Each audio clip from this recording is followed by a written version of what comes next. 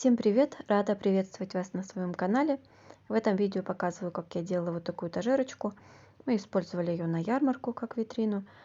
А сейчас она стоит у моей дочери, и на ней красуются цветочки в горшках. Вот я разложила примерно, как будет выглядеть.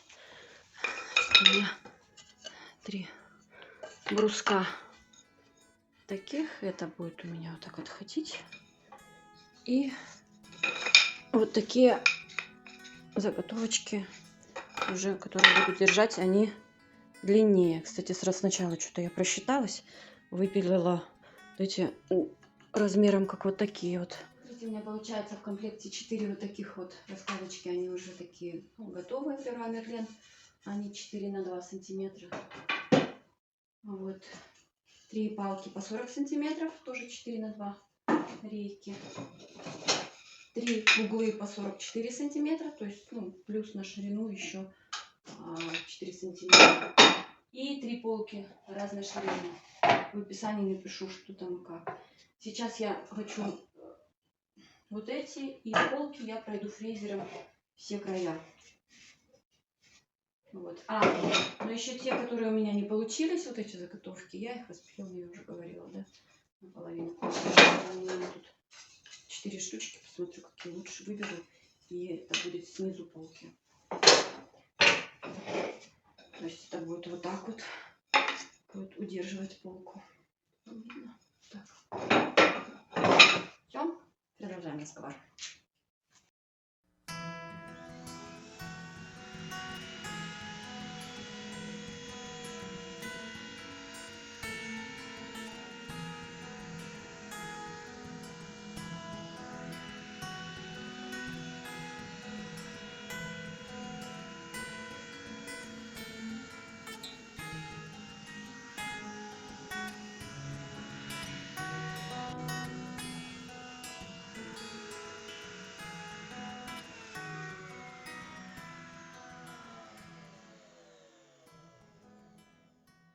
Вот смотрите, вот здесь есть смоляной карман, да, на полке. И прежде чем покрыть лаком, я хочу его выгнать. Сейчас буду выгонять его монтажным феном смолу, а потом уже буду лакировать.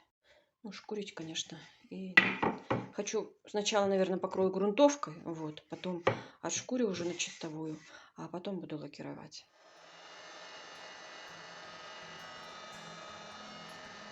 Вот видите, да? Смола. Прям салфетка.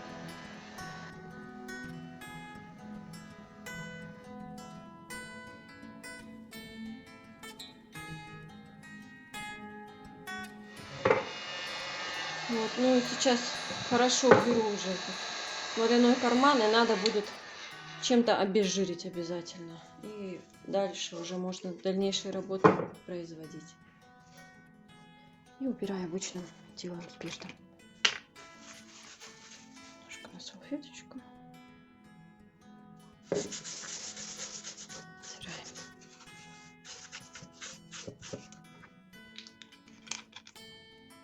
Все осталось хорошо зашкурить. Загрунтую. Выберу самые хорошие стороны наверх. И продолжаем разговор. Шлифовать буду вот такой машинкой.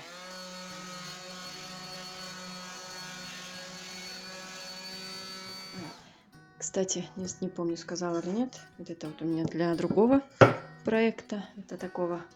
Стол тоже делаю параллельно, чтобы уже не шкурить, не пачкать все вместе. Шлифую, шкурю. И это будет столик в Провансе, журнальный столик. Так что ссылочку оставлю в описании. Было грунтовать уже, но обнаружила вот такой косяк. Кто-то пытался самостоятельно, видно, забить гвоздик. И вот налила клей. Сейчас зажму, и пусть сохнет. И еще момент. Ой, люди, ну кто вот так делает? Скажите, пожалуйста. Кто берет и липкой стороной скотча приматывает дерево? Слов нет. Слов нет, одни эмоции. Вот, теперь буду где-то как-то все снимать, чтобы лак хорошо лег. Стоечки вот тоже хорошо зашпаклевала, потому что даже заводские кое-где есть и сколы, и все остальное. Сверху я углы завалила просто шлифмашинкой. Стала проходить с резером. Снизу пока оставила как есть, потому что 2 палки я буду отрезать угол, чтобы у нас ровно стояло. Вот. Хочу загрунтовать. Сейчас лакировать не буду. Решила не лакировать. Ой, грунт разлила. Загрунтую вот таким грунтом до лака.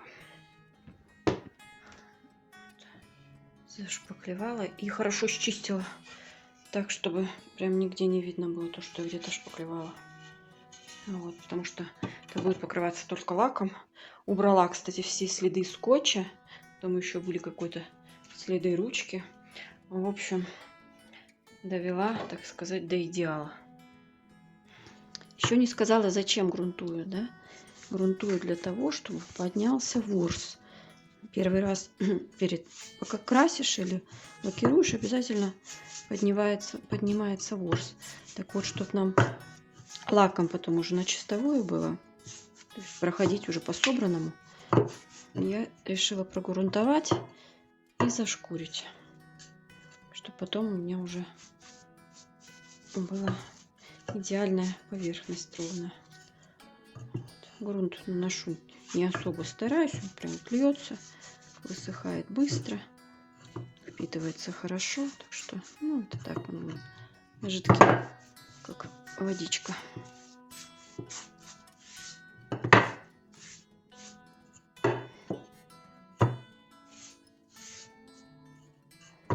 Вот так вот. Пошла стойки и вот эти поперечины. Сейчас пройду полки тоже. Так, вот еще столкнулась с такой проблемой. Палки пилила не я, мерила не я. Мне их уже такие привезли. Получается, вот эту палку нам надо сделать меньше. Вот. А это у нас получается длиннее. Еще и угол. Потому что у меня вот тут вот самая широкая. 30 сантиметров должна быть. Поэтому мне придется ее отрезать. Вот еще сантиметров на 10 придется отрезать. Поэтому я вам потом скажу уже точные размеры. А сейчас пока делаю, вот вымеряю, как могу. Палки оказались еще между собой неровные. Я думала, это где-то они на станке пилили. Но оказалось нет.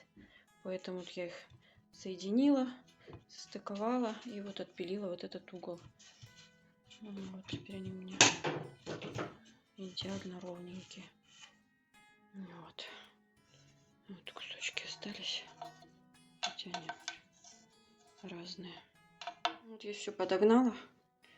И у меня вот тут остается расстояние. Сейчас отмечу и снизу отпилю. После грунта, видите, как поднялся ворс. Вот прям видно. Сейчас как раз я зашкурю уже на чистовую и уже буду лакировать. Лак хорошенько перемешиваем. Сверху, как правило, вставляется жидкость. Жидкая, а снизу гущина вся внизу. Поэтому обязательно перед тем, как наносить лак, надо его перемешать. Лаком вот таким пользуюсь.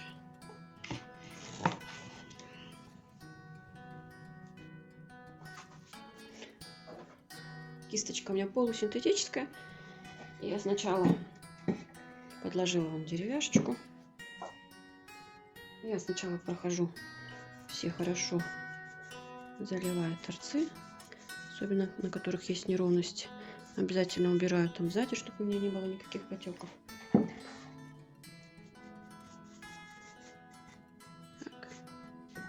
И потом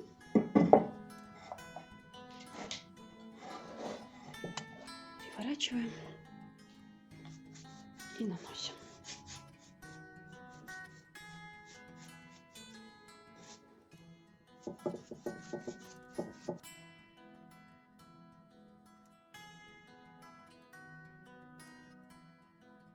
Сушка изделий. Прибила гвоздики и повесила. Так очень удобно.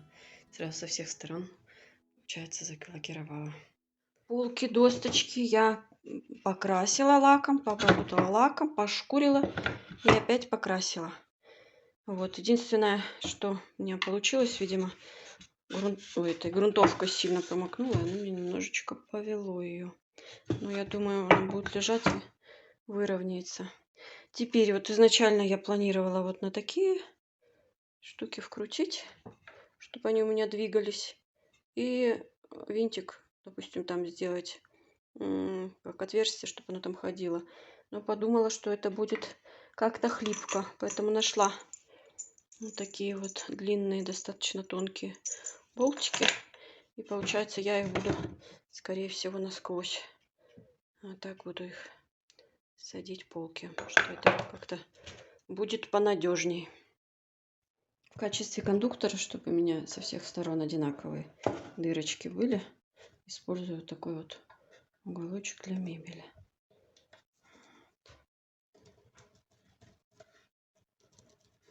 Прям идеально подходит. Вот. И получается примерно чуть меньше, чем на середине будет. Отметила на сверле, сколько мне нужно. Мне практически почти 3 сантиметра надо утопить, чтобы у меня вот эти болтики встали. Вот. И хочу попробовать сначала на ненужном куске мебельного щита, потому что, ну, как бы страшновато. Ровно, без сверлильного станка. Ровно просверлить, чтобы не повредить. Будем пробовать сначала так.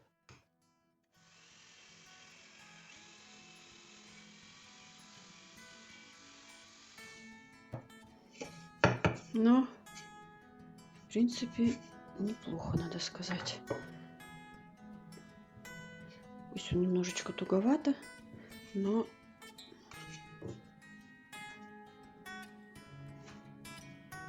оно будет там ходить. Так, ну что, теперь проделаем то же самое уже с полками. Отверстие получилось достаточно аккуратненьким. Фух, ну вперед. Ну все, вот отверстия везде просверлены. Ой, где? Вот все, отверстия везде просверлены.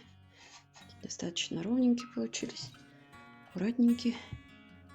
Вот. Шурупчик у них плотненько, но все-таки влазит нормально. Вот, на 3 полках просверлила. Теперь буду размечать. Разметила, примерила, просверлю, потом пройду зенковкой.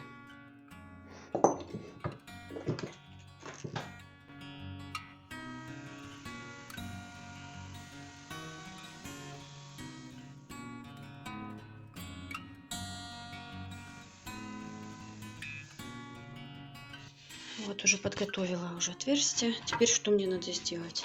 Теперь между этими мне надо еще для брусочков, которые у меня будут скреплять эти планки между собой. Надо тоже будет отмерить и просверлить. Вот отметила с внутренней части. Получается, это верх у меня полок. Вот, и сейчас я, наверное, приклею, притяну струбциной и уже с наружной стороны прикручу. Просверлю и прикручу. Уже это буду делать не на столе, на полу. Мне так будет удобно. Вот такая конструкция у меня получилась. Уже основная часть, получается, собрана.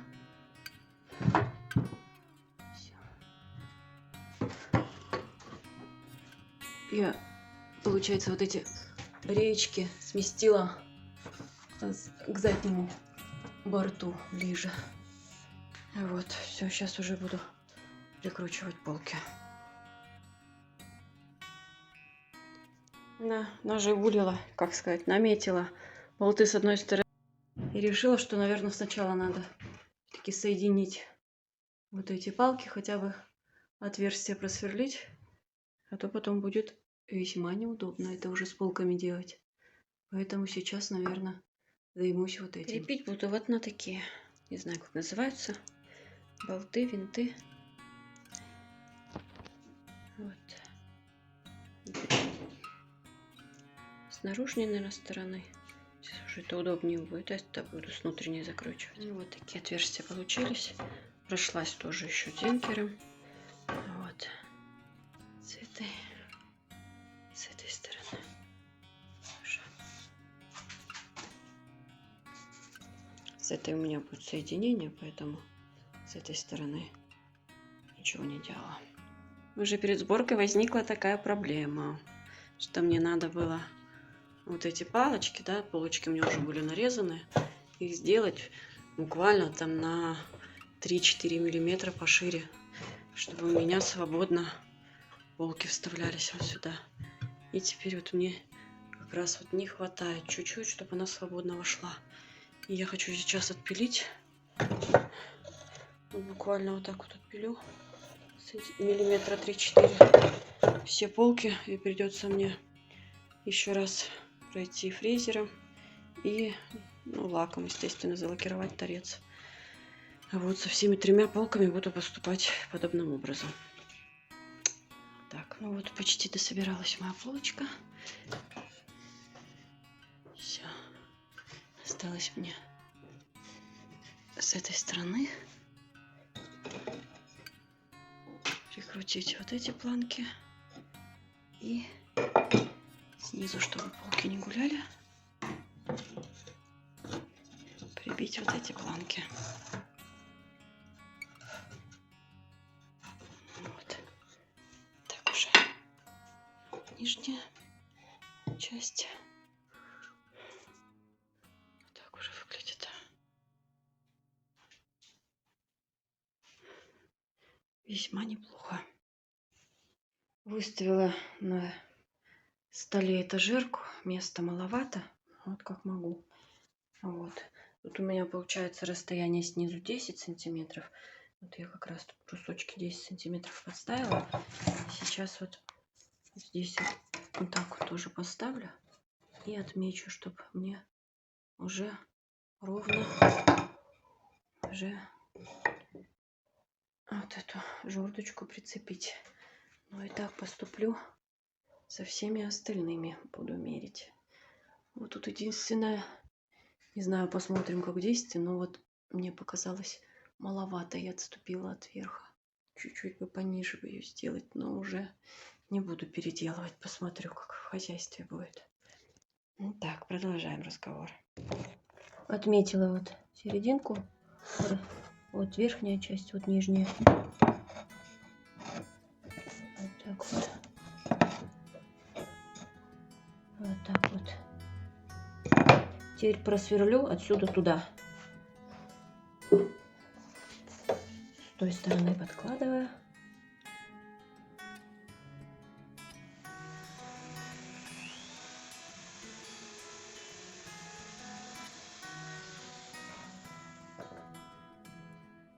Теперь с другой стороны, с этой я пройду там зенкером и прикручу уже вот эту штуку.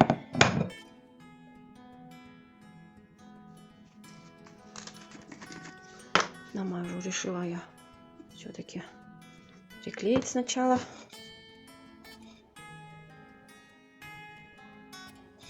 Не сначала, а плюс к этому.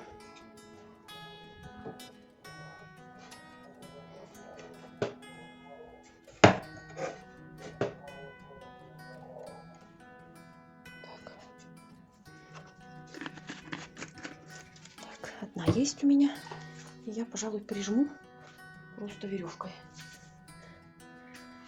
Инструкция есть, но не хватает длины мне. Тянула просто веревкой, и сейчас вот, чтобы у меня палка не лопнула, я уже по отверстиям просверлю с другой стороны. Самая основная у меня готова.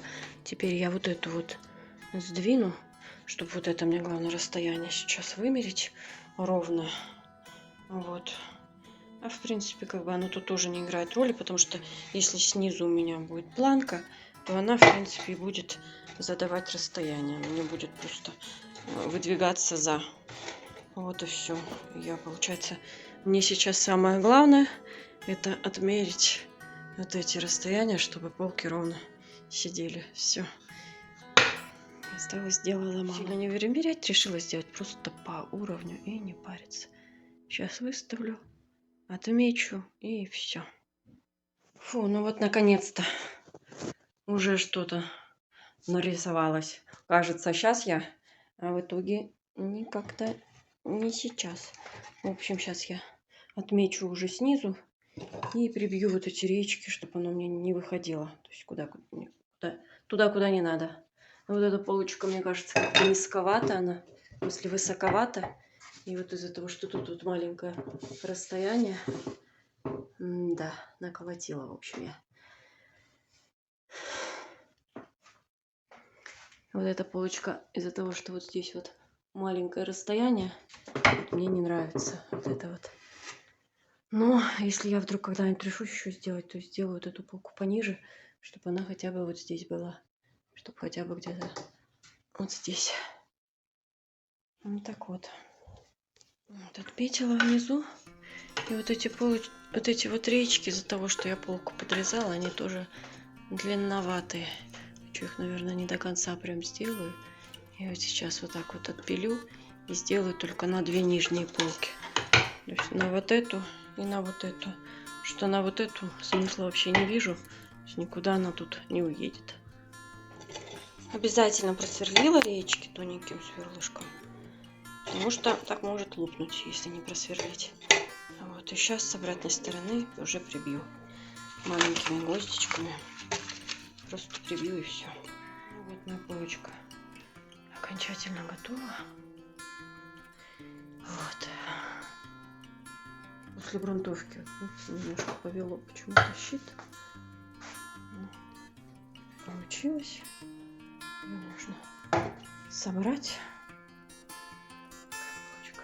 Вот так выглядит в собранном состоянии. Как-то вот тут вот, наверное, вот это вот падает полка постоянно. Как-то бы ее тут придумать, фиксировать. Об этом мы подумаем после. Ну вот и все. Вот так вот выглядит полочка с цветочками у моей дочери дома. Я вам желаю творческих успехов и до новых встреч!